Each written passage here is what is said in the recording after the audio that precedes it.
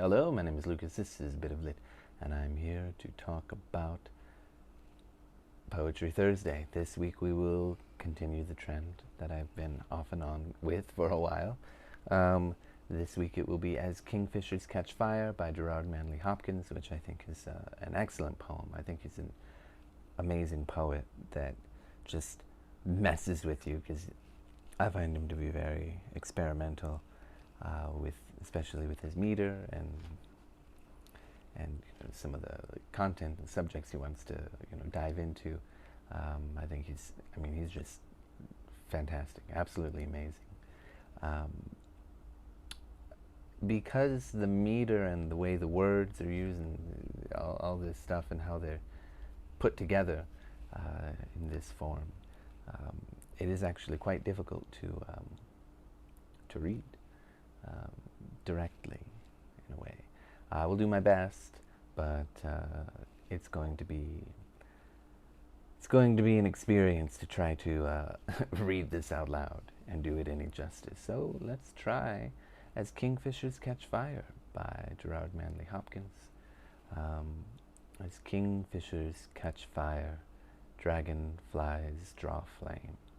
As tumbled over rim and roundy wells, stones ring, like each tucked string tells, each hung bell's bow swung finds tongue to fling out broad its name. Each mortal thing does one thing and the same, deals out that being indoors each one dwells. Selves goes itself, myself it speaks and spells, crying what I do is me, for that I came.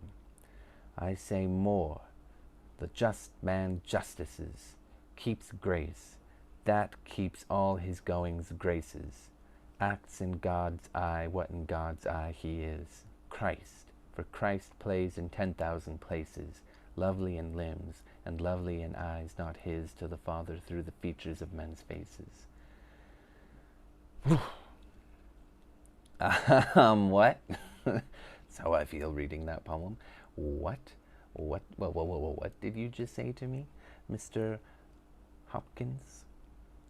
Well, I think one thing of note that is interesting to me is that it starts off very physical with the images that it focuses on, and slowly, it turns into I don't know, in a way, a philosophical idea about the purpose of things.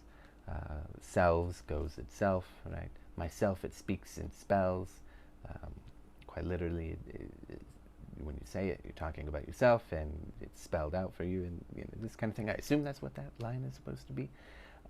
Crying, what I do is me, for that I came. I am here to be myself. The just man justices. What is that again?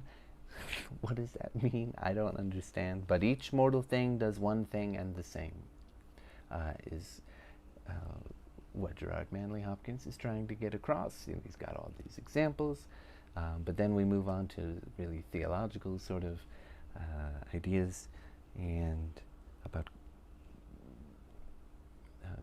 God's place in all of this, I suppose.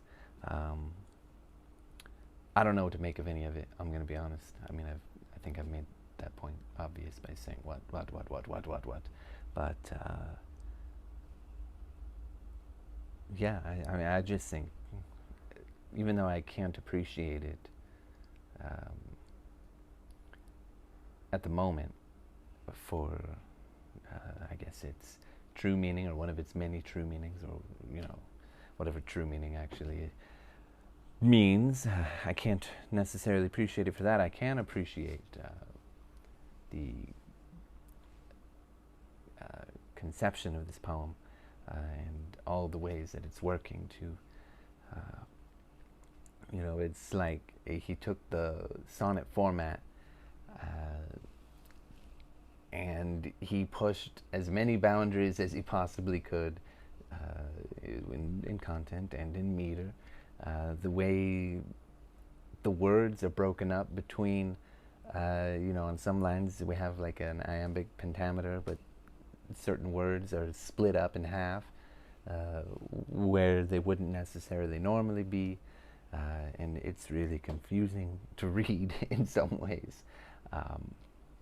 but that's more theoretical stuff that I kind of am able to appreciate, but not very good at explaining, I suppose. But yeah, Gerard Manley Hopkins, excellent poet that I don't really understand, but I appreciate his skill, at least. So that's that. Thank you.